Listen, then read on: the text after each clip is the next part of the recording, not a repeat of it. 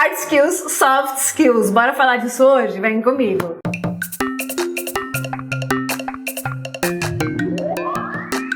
Oi, tudo bem com vocês? Surtados, mais ou menos? Essa é a segunda vez que eu gravo esse vídeo, porque eu disparei a falar e eu esqueci de falar quem eu sou, eu esqueci de falar da Cinderela Fofolete, enfim. Eu não sei como você chegou nesse material, mas eu sou a professora Julena Normando, eu ensino publicidade e propaganda, tá?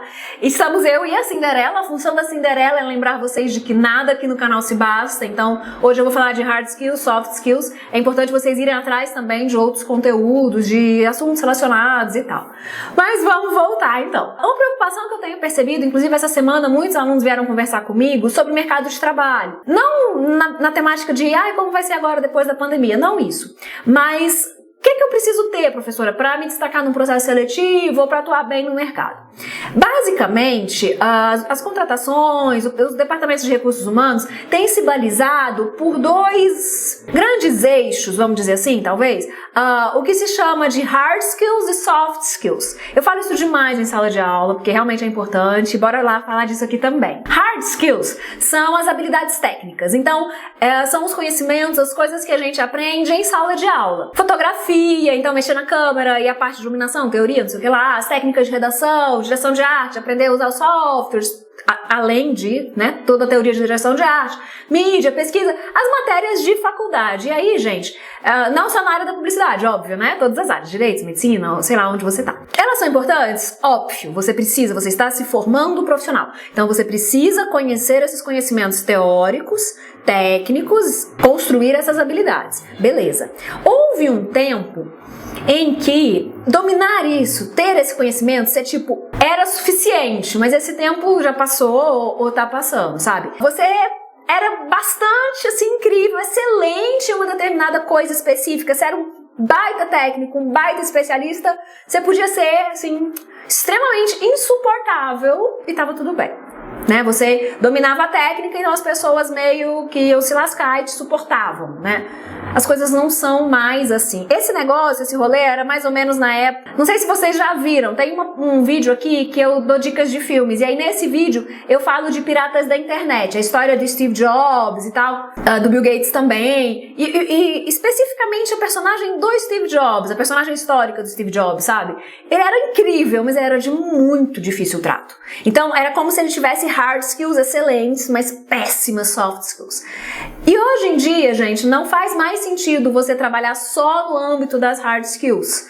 Isso, O que a gente percebe hoje? As empresas, as marcas, elas são feitas por pessoas, De pessoas para pessoas, certo? Certo. Pois bem, relacionamentos. A vida é relacionamentos, Então, soft skills são essas exigências que vêm a partir disso. Elas são as habilidades mais subjetivas.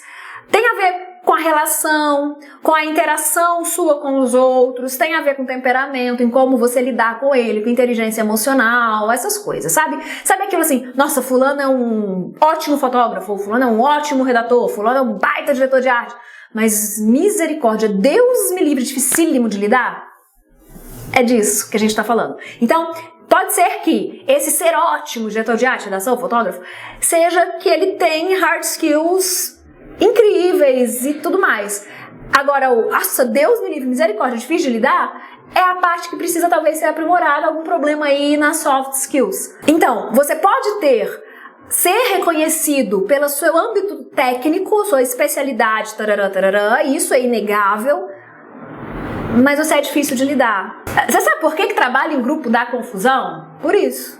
Também por isso, Dizem que o termo soft skills, hard skills, surgiram lá nos anos 1970, em manuais de treinamentos militares. Gente, muita coisa que a gente estuda em mercado, marketing e tal, vem do linguajar, vem da questão militar mesmo. Então, a questão briefing é um termo que vem de lá, marketing de guerrilha, público-alvo, Enfim, tá. O objetivo lá naquela época, nos 1970, era humanizar os militares, fazendo com que eles prestassem um serviço com foco no cidadão, fossem mais maleáveis, promovesse uma gestão mais agradável. Fofo, Perceber que existem pessoas Então, nos mercados, nas empresas, os conceitos agregaram, então, habilidades de comunicação, habilidades interpessoais, qualidades pessoais, éticas, por aí vai. Atualmente, algumas empresas definem contratações a partir desse modelo de hard skills, soft skills. E o mais difícil, o mais importante é o equilíbrio. Então, não adianta você ser super fofinho, super, sabe, bem relacionado e não dominar de fato as questões técnicas que você foi contratado para dominar. Não adianta você ser incrível naquilo técnico e ninguém suportar trabalhar com você e você não ficar em nenhuma equipe. Isso também é difícil de coordenar, difícil de gerir. Então, saiu na Forbes uma lista de soft skills mais requisitadas pelo mercado. Bem, a primeira delas é comunicação eficaz. É se fazer entender. Em textos orais, em textos escritos. Então, você tem que saber falar e ser entendido e também ser entendido no seu texto escrito. Seja no e-mail, seja no chat, numa legenda. Você precisa se comunicar, se fazer entender. O tal do... tá escrito lá, né? E o aluno vem... Professora, mas é porque eu quis dizer. Então, não tá escrito. Eu sei que isso é difícil. Isso requer, claro, domínio da língua e muito treino. Mas, assim, muito treino. Porque redação é treino. Outra coisa também é entender que o mundo não é só meme e figurinha. Amo memes, amo figurinhas, amo. Mas na hora de a gente escrever um texto escrito, a gente precisa de sujeito, verbo, predicado, a gente precisa de pontuação, acentuação gráfica e essas coisas chatinhas mesmo que eu infernizo a vida de vocês. Mas por quê? Porque é soft skill comunicação. Além, claro, dos conhecimentos, né? Enfim. O segundo que aparece lá na Forbes é pensamento criativo. E aí o criativo aqui não é inventar a roda, sabe? Não é encontrar, não. É encontrar, a partir do que nos é dado, no que está posto ali da realidade, soluções para os problemas. Gente, todo dia, o tempo inteiro. A vida real é um problema atrás do outro. E aí, em termos profissionais, a gente precisa encontrar formas de sair, de resolver essas tretas de cada um desses problemas. E encontrar isso de preferência de maneira rápida, de maneira pontual, assertiva e eficaz.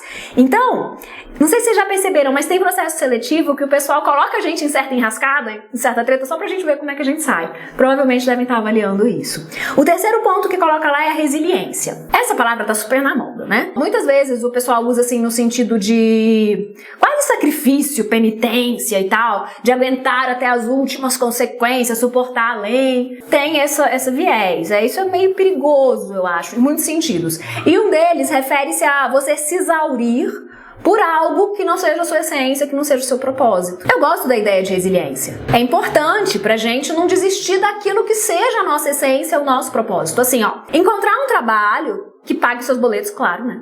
E que tenha a ver com aquilo que você escolheu pra sua vida, com aquilo que tem a ver com a sua vida. Porque você vai ter um monte de problema, você vai ter que resolver um leão, matar um leão por dia. O povo fala assim, eu fico com dó do bichinho, mas enfim, resolver um monte de problema. Se você tá olhando pro mesmo lugar que aquela organização, que aquela empresa, vai ficar mais justificável, sabe? Vai ser mais fácil de viver nesse sentido. Eu acredito em resiliência nesse âmbito.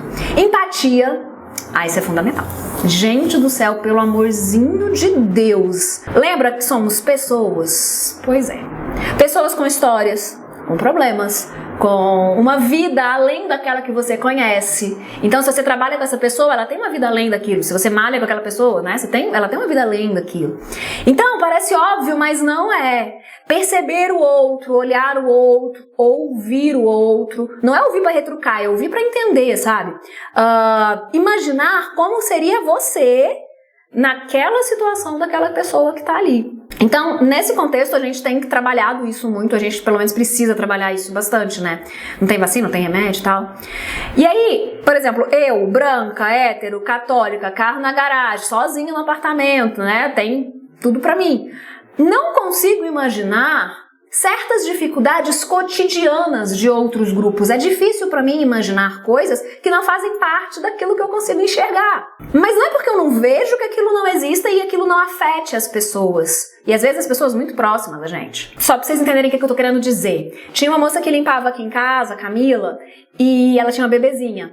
Bem, e eu não sabia, mas ela não tinha banheiro na casa dela e ela não tinha geladeira. Como que, né? Aí a pessoa precisa trabalhar porque ela tem que sustentar uma criança e ela não tem como guardar alimento, ela não tem como guardar um leite porque ela não tem geladeira. Como é que ela vai higienizar o tempo todo se ela não tem um banheiro em casa? Entendem? Tem gente que, caramba, caramba, pega ônibus cheio para conseguir trabalhar. Imagina eu, e eu tento fazer esse esforço nessa situação. Empatia é isso. E ética. Uma vez eu ouvi que ética é o amor. Eu achei fofinho, faz sentido, né? Achei graça sim, mas faz sentido. Enfim, o que a Forbes falou é que é difícil ensinar ética. Tem a ver com educação que vai além da escola, além da faculdade. É algo que se constrói ao longo da vida. Claro, tem a ver com a sua família, tem a ver com a igreja, se você frequenta, enfim. Com relacionamentos, amizades, pessoas que de alguma maneira orientam os nossos comportamentos. E isso não é só ensino formal, né? Isso é formação humana ampla. Você meio que constrói isso sozinho, né? É mais ou menos o que você faz quando ninguém tá te vendo, né? Seria mais ou menos isso. Terminei tenso, né? Ai, gente, desculpa. A ideia nem era essa, mas enfim, é isso. Não basta só o conhecimento teórico, científico, técnico, especializado. Aquilo que você aprende na faculdade é importantíssimo, você tem que aprender, porque é o mínimo que se espera, que você saiba. Que você seja profissional, você se formou para isso. Mas não é só isso. Entender que a gente tem que lidar com pessoas. Então, marcas são pessoas, empresas, equipes são pessoas. Se você consegue casar esses dois âmbitos, esses dois eixos, cara, aí ó, ninguém te segura. Então é isso, espero vocês semana que vem, a gente se vê aqui no canal. Se você gostou, se inscreve, manda esse vídeo pra, sei lá, todo mundo que possa vir a se interessar. E eu e Cinderela esperamos vocês semana que vem.